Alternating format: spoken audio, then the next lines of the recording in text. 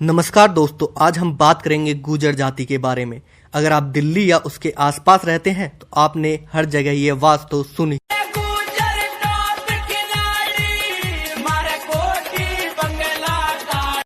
आज हम आपको इनकी शुरुआत से पूरी कहानी बताएंगे। माना जाता है गुर्जर शब्द संस्कृत का शब्द है जिसका अर्थ है शत्रु को नाश करने वाला, अर्थात शत्रु विनाशक। गुर्जर अभिलेखों के हिसाब से ये सूर्यवंशी या रघुवंशी हैं। गुर्जर का मूल स्थान गुजरात और राजस्थान माना जाता है।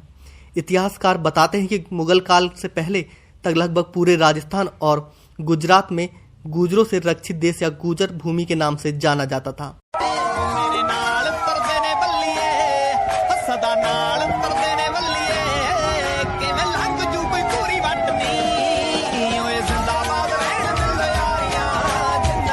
और इसकी स्थापना गुर्जरों ने ही की थी। भरूच का साम्राज्य भी गुर्जरों के अधीन था। भारत में आने से पहले कई वर्षों तक ये योद्धा रहे और 6ठी सदी से भारत की सत्ता पर काबिज होने लगे।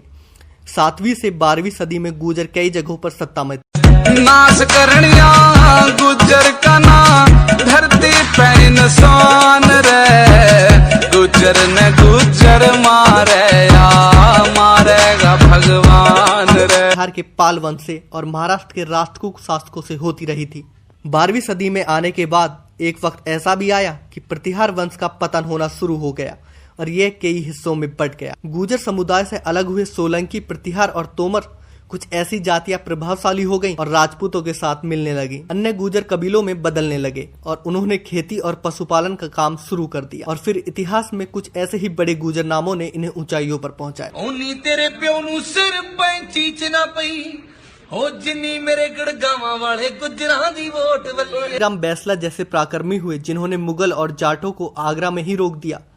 धन सिंह जैसे कोतवाल हुए जिन्होंने सबसे पहले मेरठ में गुर्जरों से लड़ने का फिगुल बचाया। और सबसे बड़े सरदार वल्लभ भाई पटेल जैसे महापुरुष पैदा हुए जिन्होंने पूरे देश के राजा महाराजाओं की विरासत को एक करके नव भारत का निर्माण किया। एक बात बताऊं सु, पीठ की सवार करना नहीं सीखा तभी तो गुर्जर कहलावे हैं। इस देश की रक्षा के लिए इस वीर जाति ने लाखों बच्चों की कुर्बानी दी थी। अंग्रेजों की नाक में नकेल कसने वाले गुर्जरों को अंग्रेजों ने क्रिमिनल ट्राइब यानी बदमाश समुदाय कहकर पुकारा। इसीलिए उस वक्त अंग्रेजों की सरकार ने गुर्जरों को बागी घोषित कर दिया। इस वजह से गुर्जर जंगलों और